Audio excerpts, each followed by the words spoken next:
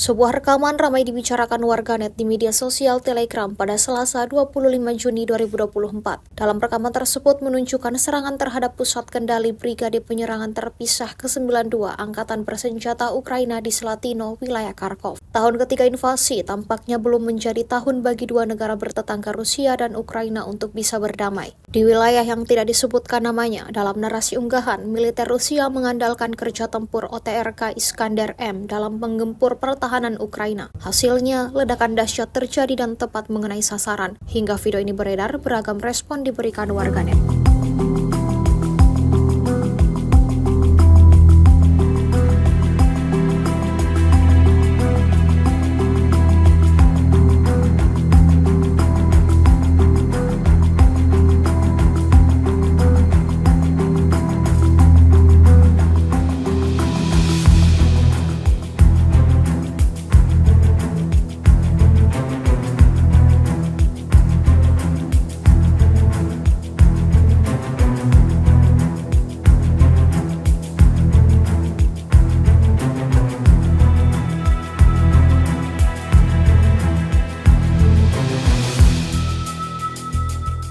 Download Tribun X sekarang, menghadirkan lokal menjadi Indonesia.